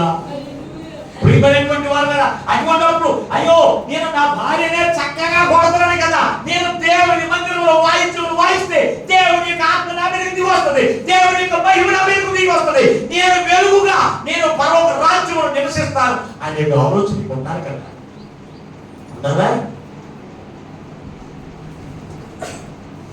అందుకే కదా దేవుని యొక్క తేజస్సు మీ వల్ల కదా దేవుని మందిరం మీదకి రాకపోవడం. దేవుని మందిరంలో ప్రతిష్ఠించుకునే మనసు నీకు లేదు. వారందరూ ప్రతిష్ఠించుకున్నారండి. వారందరూ కూడా ఒత్తులు పెట్టుకోకుండా ఒత్తులు మాని విడిచిపెట్టి మందిరంలో ప్రతిష్ఠించుకున్నారు. ఈ రోజు నీ కళ్ళెదురు కూడా బూజులు కనపడతా ఉంటే మందిరంలో నువ్వేం చేస్తా? ఆ యొక్క బూజులు తప్పించుకొని కూర్చుంటాం తప్ప ఆ చీపురు పట్టుకెళ్ళి చీపురు వేసే మనసు నీకు ఉండదు. ఇంకెలాంటి దేవుని ఆత్మతో నింపబడతా? నీవే దేవుని ఆలయం. దేవుని ఆలయం అంటే ఎవరు? మనమే కదా. దేవుని ఆలయం. మీరు దేవుని ఆలయమై ఉన్నారని మీరు ఎరుగురా అని ఎందుకన్నాడు? దేవుని ఆలయంలో ఎలా ఉండాలి? పరిశుద్ధంగా ఉండాలి. ఆ పరిశుద్ధంగా ఉండాలి అంటే ఆ పరిశుద్ధంగా చేతుకు సిద్ధపరచడానికి మనల్ని మనం పరిశుద్ధపరుచుకునే వారికి ఉండాలి, మనం ప్రతిష్ఠించుకునే వారికి మనం ఉండాలి. అప్పుడే ఆ మందిరం పరిశుద్ధంగా ఉండగలుగుతుంది. లేకపోతే ఎక్కడ చూసినా ఏదో ఒకటి కనపడుతూనే ఉంది. ప్రియమైన వారులారా, ఒక్కసారి ఆలోచన చేయండి. ఒక్కొక్క వారం వస్తుంది పాస్టర్ గారు శుభ్రం చేస్తూ ఉంటారు. మిగిలిన వాళ్ళు ఎప్పుడు వస్తారు? ఎప్పుడో మందిరంలో బరకాలు వేయాలి, అన్ని వేసిన తర్వాత వచ్చి కూర్చోవడానికి కూడా కొంతమందికి బాధ. ఇంకేం ప్రతిష్ఠించుకున్నాను? ఎప్పుడైనా ఆలోచన చేశాను దేవుడి మందిరంలో నేను పలానా పని చేయడానికి నేను రెడీ, నేను సిద్ధం అన్నవాడు ఈ రోజు లేదండి. అందుకే కదా దేవుని యొక్క వెలుగు దేవుని మందిరంలో కనపడతలేదు, దేవుని యొక్క మహిమ దేవుని మందిరంలో కనపడకపోతే కాదు నీ వల్ల, పెద్దల వల్ల, విశ్వాసుల వల్లే, ప్రతిష్ఠించుకున్న వాళ్ళ వల్లే. ఖచ్చితంగా చెప్తున్నాను ఈ రోజున. అందుకే ఈ రోజున ప్రభు మనతో మాట్లాడుతున్నాడు. ఇస్తున్నా ఇంకా మనం చూడగలిగితే చివరి ఒక మాట మీకు జ్ఞాపకం చేసి ఈ రోజు నేను వాక్యాన్ని ముగించేస్తాను. పరిశుద్ధ గ్రంథంలో 4 విషయాలు నేను చెప్తాను అన్నారు. 4 విషయం ఏమిటి అంటే కనుక ఇంకా మీరు కింద చూడగలిగితే ఇదే దినవృత్తాంతముల 2వ గ్రంథం 5వ అధ్యాయం 13వ వచనాన్ని చదువుకుందాం. వారితో కూడా బోరలు ఊడితే యాజకులు 120 మంది నిలిచిరి. బోరలు వారు పాఠకులను ఏకస్వరముతో యెహోవాకు కృతజ్ఞతాస్తుతులు చెల్లించినప్పుడు అప్పుడు దేవుని తేజస్సు దేవుని మహిమ ఆ మందిరం మీద నిలిచేను అని అక్కడ మనం చూడగలుగుతున్నాం. అంటే యాజకులతో ఎంతమంది ఉన్నారంటే అక్కడ 120. యాజకులతో 120 మంది పాటగాళ్ళు ఉన్నారు, పాటలు పాడేవాళ్ళు ఉన్నారండి. ఉన్నారా? పాటలు పాడేవారు, బోరలు ఊదేవారు, వాయిద్యములు వీళ్ళందరూ కూడా ఏకస్వరముతో అన్నాడు. ఏకస్వరముతో వారు పాటలు పాడుతూ ఉండగా అన్నాడు. అంటే స్వరం ఎలా ఉండాలి? ఒకేలా ఉండాలి. అంతే ఆ స్వరంతో యాజకుని స్వరంతో మనం పాడాలి. అంతేకాని పాస్టర్ గారు రాకి నువ్వు రాకి తీర్థం కాదు. ఈరోజు మా మందిరంలో అలాగే వేసారు కొంతమంది ఉన్నారా? ఖచ్చితంగా చెప్తున్నాను నేను. యాజకుని స్వరంతో నీవు స్వరం కలపాలి. అంతేకాని నీకు గొప్ప స్వరంలాగా నీవు ఇంకొక రకం తీయకూడదు, కాకిలాగా లేకపోతే పెట్టలాగా. ఎలా తీయాలి? ఏకస్వరముతో మనం పాటలు పాడాలంటే మనం ఏముండాలి? ఏకాత్మ ఉండాలి. ఏకాత్మ ఉన్నప్పుడు నువ్వేం చేస్తావు? ఏకస్వరముతో నువ్వు పాటలు పాడతావు, వారితో నేను పాటలు పాడతాను. వారి స్వరం వాళ్ళకి నీ స్వరం ఉంటున్నప్పుడు. అంతేకాని ఇదిగో నీకు ఏకీభవించే మనసు నీకు లేకపోతే ఏకస్వరం నీకు ఉండదు. మాస్టర్ గారితో ఏకీభవించాలి అనే మనసు నీకు ఉండాలి ముందు. అది లేకపోవడం వల్లే నీకు ఇష్టమంతుడు నాతో ఏకీభవించాలనుకో. మన అంత గర్విష్ఠులో చూడండి ఒకసారి. నీతో ఏకీభవించడం కాదు, ఎవరిని ఏకీభవించాలి? దైవజనుడితో ఏకీభవించాలి. అప్పుడే దేవుని తేజస్సు నీకు వస్తుంది. 120 మంది యాజకులతో కలిసి వారందరూ కూడా ఆరాధన చేస్తున్నారంట ఒకే స్వరంతో. మనం ఎంతమంది ఆరాధన చేస్తాం? ఆరాధన ఎంతమంది ఉంటారు? మాట్లాడుతుంటే ఆరాధనలు ఎంతమంది ఉంటారు మన మందిరంలో? అమ్మగారు ఆరాధన నడిపిస్తూ ఉంటారు కదా, లేకపోతే అయ్యగారి అని నడిపిస్తాడు. అప్పుడు ఆరాధన టైంలో ఎంతమంది ఉంటారు?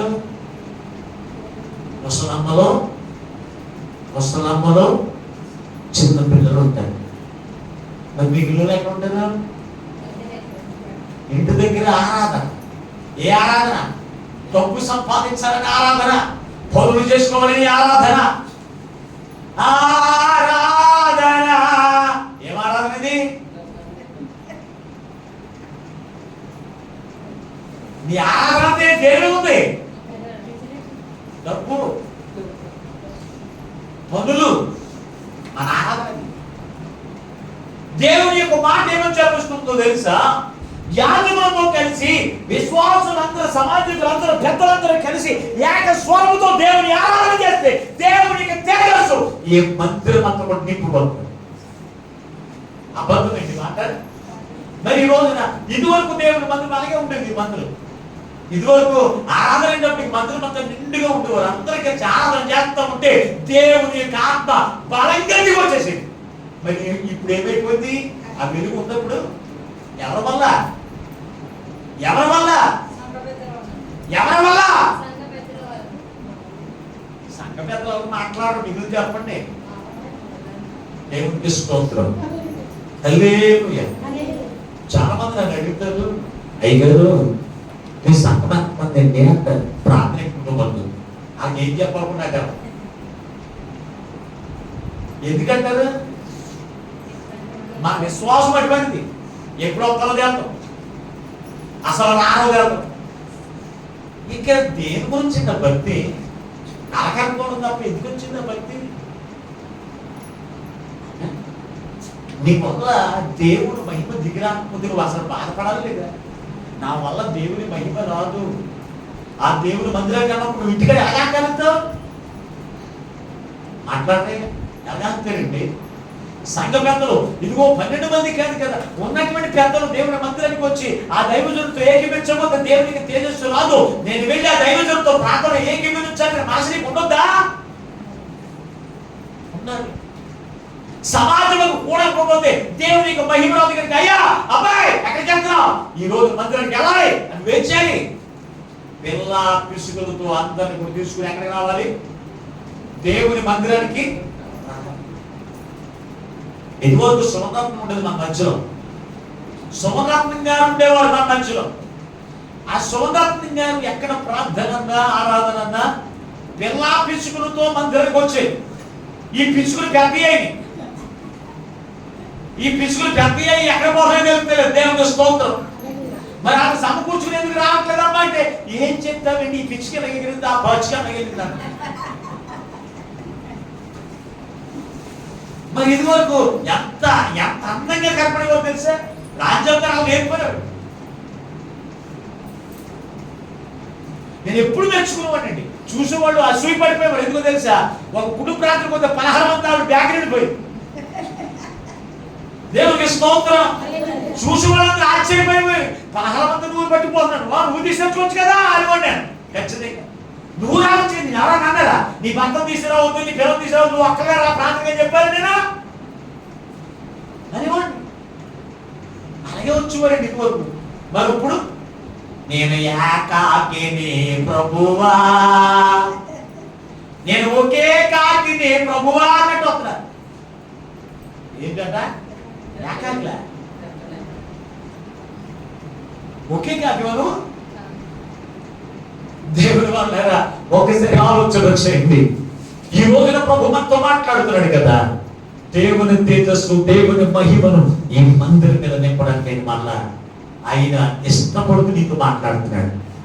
ఈ మందిరంలో ఏ రోజుతో చూసి ప్రభు మనతో మాట్లాడుతున్నాడు. అది గమనించండి, అది గమనించండి. ఈ మందిరంలో పెద్దలు కూడుకోవడం మానేశారు, పెద్దలు సమాజంలో కూడా మానేశారు. దైవజనులతో కలిసి ప్రార్థించేటువంటి వారికి ఉండవలసిన పనిని విడిచిపెట్టుతున్నారేమో, లేకపోతే సమాజంలో కుటుంబాల సమేతంగా సమకూడటం మానేశారేమో. దేవుని యొక్క పని చేయడానికి నేను ప్రతిష్ఠించుకున్నాను అనే ప్రతిష్ఠిత పక్కన పెట్టి నువ్వు తిరుగుతున్నావేమో. ఏకీభవించి ప్రార్థన చేయాలి అనే ఆలోచన విడిచిపెట్టి నువ్వు తిరుగుతున్నావేమో ఈ రోజున.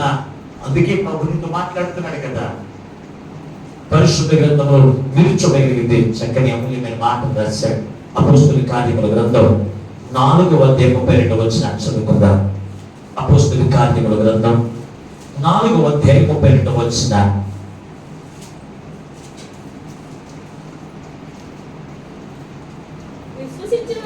విశ్వసించిన వారందరూ ఏక హృదయమును ఏకాత్మీయు గలవారై ఉండిరి. ఎవరను తనకు కలిగిన వాటిలో ఏదియు తనదని అనుకోలేదు, వారికి కలిగినదంతయు వారికి సమిష్టిగా ఉండెను. చూడండి, విశ్వసించిన వారందరూ ఏక హృదయము కలిగిన వారిగా, ఏకాత్మ కలిగిన వారిగా ఉండి వారు ఏం చేశారంట, మాకు కలిగినదంతయు మా వల్ల కాదు, దేవుని వల్ల కలిగింది కదా అనుకునేవారంట. ఈ రోజు మనం అనుకుంటున్నా ఆలస్యం వచ్చిన ప్రత్యేకమైన వందనాలు. దేవుని ఆలోచన చేయండి. విశ్వసించిన మనము అనుకుంటున్నాం, ఏకాత్మతో ఉంటున్నామా, ఏక మనసుతో ఉంటున్నామా, ఏక స్వరముతో దేవుని ఆరాధిస్తున్నామా? ఎప్పుడైనా ఆలోచన చేశాడా? అందరూ ఆరాధిస్తుంటే వారితో కలిసి నేను ఆరాధించలేకపోయానని బాధ నీకుందా? పాటలు పాడేటువంటి వారిని నియమించాడంట, పాటలు పాడేవాడిని ఏర్పరచుకున్నాడంట దేవుడి మందిరంలో. దేవుని ఏర్పాటు చేసుకున్నాడు. పాటలు పాడేవాడు ఎప్పుడు వస్తున్నాడు? మాట్లాడండి. అక్కడ చేసిన పని ఏంటి? వాళ్ళందరూ పాటలతోనూ సంగీతములతోనూ వాయిద్యములతోనూ దేవుని ఆరాధించినప్పుడు అంటాడు. పాటలు పాడడానికి మంచి స్వరం ఇచ్చాడు. దెబ్బలాటాడతాయి కాదు నీకు ఇచ్చిన స్వరం. ఒక నోటిపై పడిపోతాడు. ఆ స్వరం ఎవరిదే? దేవుడి ఇచ్చిన స్వరం కదా. ఆ పాటలు పాడడానికి దేవుడికి ఆ స్వరం ఇస్తే ఆ స్వరాన్ని దెబ్బలాటాడతానికి ఉపయోగిస్తాడు. దేనికి? దెబ్బలాటాడటానికి. అందుకే నీకు స్వరం ఇచ్చింది. ఆ స్వరం సీటి పట్లాడుకోవడానికి నీకు స్వరం ఇచ్చింది. ఆ స్వరం మోసాలు చేయడానికి నీకు ఇచ్చింది. ఆ స్వరం ఎప్పుడైనా గమనించారు? ఆలోచన చేయండి. వారు వాయిద్యములతో, పాటలతో, సంగీతములతో వారు ఆరాధన చేశారండి. ఎలాగ ఆరాధన చేశారు? ఆరాధన అంటది దేవుడు నిర్మించిన ఈ మందిరంలో ఈ ఆరాధన ఎలా ఉండాలో తెలుసా? ఆ దైవజనుల కొరకు ఎవరు సంఘ పెద్దలు ఎదురు చూసినప్పుడు, ఆ దైవజనులతో కలిసి, ఆ సంఘ పెద్దలు కలిసి బరువు అర్పించినప్పుడు, ప్రార్థన చేసినప్పుడు, ఆ దైవజనులతో కలిసి విశ్వాసులందరూ కుటుంబాలతో సమకూడినప్పుడు, అలాగే ఆ దైవజనులతో కలిసి దేవుని యొక్క పని కొరకు ప్రతిష్ఠించుకుని, ఇదిగో ఆ యొక్క ప్రతిష్ఠిత ఎలా ఉండాలి అంటున్నాను తెలుసా? ఒత్తులు విడిచి ప్రతిష్ఠించుకోవాలి. నేను ఏ పని చేయడానికి రాయే అన్నట్టు. అంతేకాదు ఏకాత్మతో ఏకస్వరముతో దేవుని ఆరాధించినప్పుడు దేవుని యొక్క మహిమ, దేవుని యొక్క తేజస్సు ఈ పెద్ద ప్రార్థన మందిరంలోనే కాదు, ఏ మందిరంలో అయినా సరే నింపబడదు. ఖచ్చితంగా దేవునికి స్తోత్రం. అలా నింపబడాలి అంటే ఈ రోజున నీవు దేవుని ఆలయమై ఉన్న నీవు ఎలాగున్నావు? 4 విషయాలు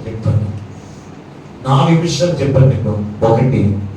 ఒకటి సంఘానికి పెద్దలుగా ఉన్న మీరు దైవజనులతో కలిసి ప్రార్థించే అనుభవాన్ని మీరు కలిగి ఉన్నారు లేదు. రెండవది సమాజం, ఇశ్రాయేలు ప్రజలందరూ సమాజముగా సమకూర్చబడుతున్న వారు కుటుంబ సంఘటనగా. రెండవ ప్రశ్న. మూడవది మూడవ ప్రశ్న ఏంటి? వంతులు విడిచి దేవునికి పని చేయాలి అని ప్రతిష్ఠించుకున్నావా? వంతులు విడిచి నేను దేవుని పని చేయాలని ప్రతిష్ఠించుకున్నా. ప్రశ్న అండి ఇవి. ఈ రోజున ప్రభు నిన్ను ప్రశ్నిస్తున్నాడు. ఈ రోజున నాలుగవది, ఏకస్వరముతో దేవుని ఆరాధన చేస్తున్నావా? లేకపోతే నీకు నీవే ఆరాధన చేసుకుంటున్నావా? ఒక్కొక్కరు ఆ కానే పాడేసుకుంటారు పాస్టర్ గారితో పాట. ఇంకా చివరికి ఒక మాట చదివి నేను వాక్యాన్ని వేస్తాను. పరిశుద్ధ గ్రంథం నెహెమ్యా గ్రంథం 12వ అధ్యాయం 27 వచనం చదువుకుని వాక్యాన్ని ముగించుకున్నాను. నెహెమ్యా గ్రంథం 12వ అధ్యాయం 27వ వచనం. 12వ అధ్యాయం 27వ వచనం. యెరూషలేము ప్రాకారమును ప్రతిష్ఠించు కాలములో ఆయన ప్రతిష్ఠాచారమును స్తోత్ర గీతముతోను పాటలతోను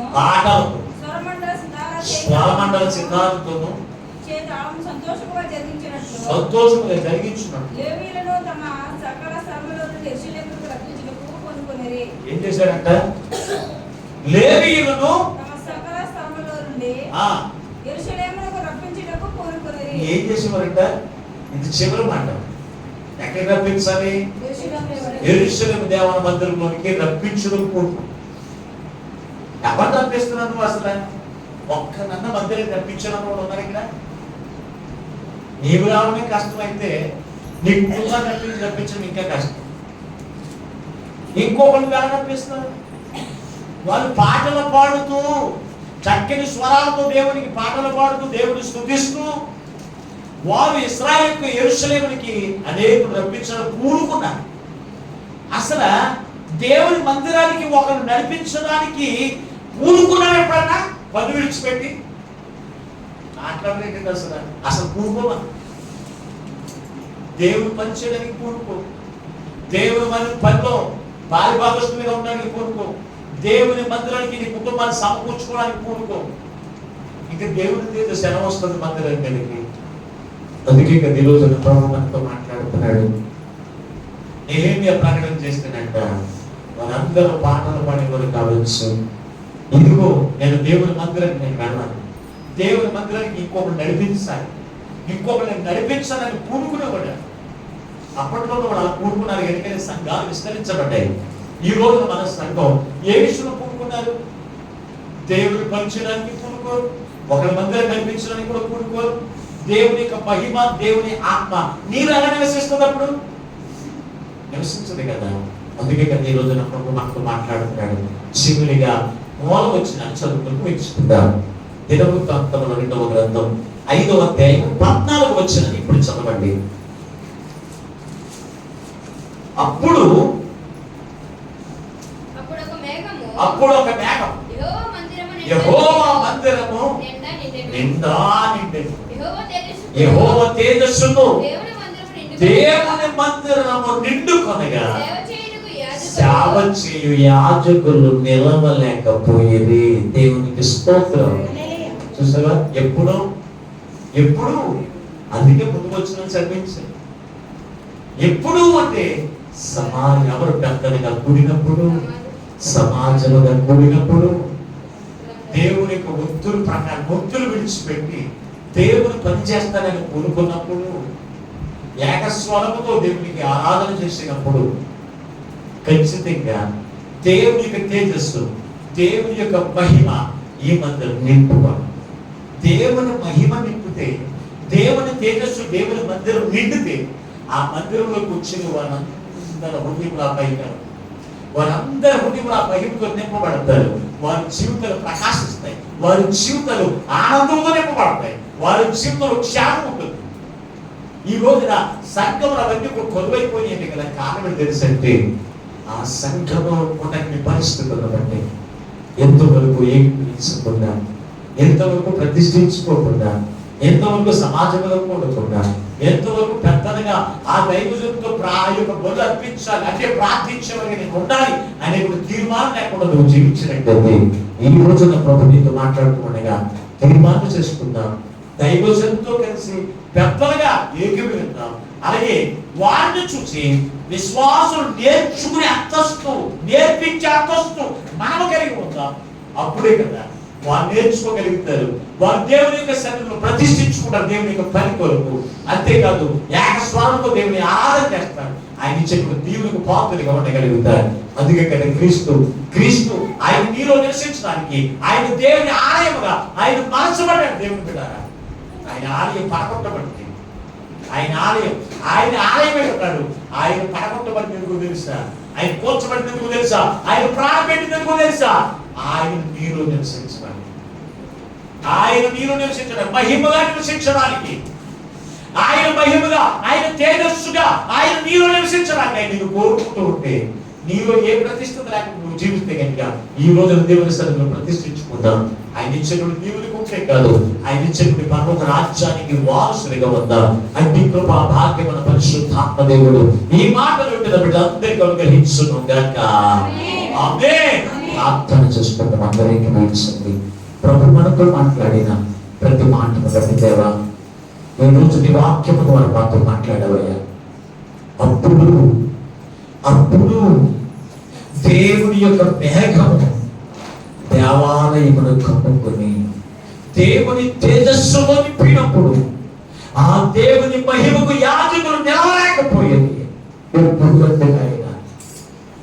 ఆయన దైవజనులతో ఆ పెద్దలు సమకూర్చబడినప్పుడు అప్పుడు అంటే తండ్రి ఆ పెద్దలతో సమాజకులందరూ కూడా సమకూర్చబడినప్పుడు వృత్తులు విడిచి ప్రతిష్ఠించుకున్నప్పుడు ఏకస్వరముతో నిన్ను ఆరాధన చేసినప్పుడు అయ్యా నీ మహిమ దేవాలయమును కమ్ముకుంటుందని, దేవాలయమును నీ మహిమతో నింపుతావని, ఆ వెలుగు చేత ప్రతి ఒక్క బ్రతుకును వెలుగు మహిమగా చేస్తావని తండ్రి ఈరోజు నీ వాక్యము ద్వారా మాతో మాట్లాడు.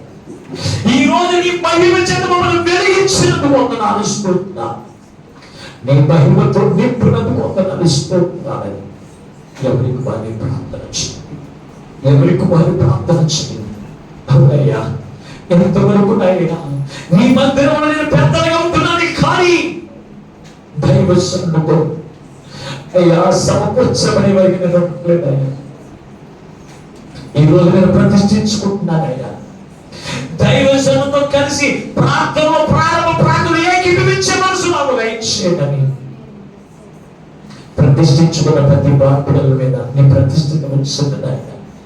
అలాగే నాయన ఎప్పుడైతే సమాజముగా సమకూర్చబడాలని సొలొమోను రాజు ప్రకటన చేస్తే ఆ మాటకు విధేయత చూపించి సమాజముగా జనులందరూ కుటుంబానికి సమకూర్చబడ్డారు. ఈ రోజు నీవే నీ దోషంలో ఉండి ప్రకటన చేసినప్పుడు అయ్యా నీ మాటకు విధేయత చూపించకుండా నీ మాటకు లెక్కలేని తరముగా నేను జీవిస్తూ నువ్వు మాత్రం మాట్లాడావు ఆయన. ఈ రోజు మొదలు సమాజముగా సమకూడే హృదయం నాకు దయచేయని ఎంతరైతే కోరుకుంటున్నారో అట్టి కృప నాకు దయచి అలాగే అయ్యా ఒత్తులు విడిచి నీ పని చేయడం ప్రతిష్ఠించుకునే వారిగా ఉన్నానన్నావు తండ్రి. అయ్యా ఈ రోజు దేవుడి మందిరము ఈ పని నాది కాదే అని ప్రభు తప్పించుకుని తిరుగుతూ ఉన్నారే, కానీ వృద్ధులు విడవని స్థితిలో ఉంటున్నారయ్యా. అందుకే ఈ రోజు నువ్వు మాతో మాట్లాడావు. వృద్ధులు విడిచి నీ పని చేయడానికి నేను ప్రతిష్ఠించుకుంటున్నానని వారు తీర్మానం చేసుకోండి. వారు తీర్మానాలు నీ మందిరం స్థిరపరచుకున్నాయి.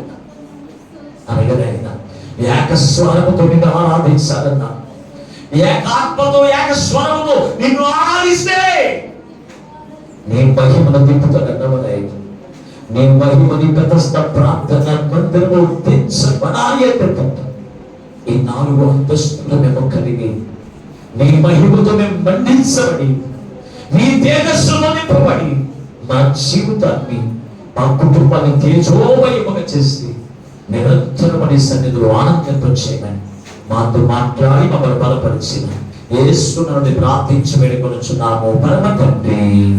ఆమేన్. దేవునికి స్తోత్రం. హల్లెలూయా. అందరికీ వందనాలండి. దేవుడు మిమ్మల్ని అందరినీ దీవించును గాక. ఆమేన్.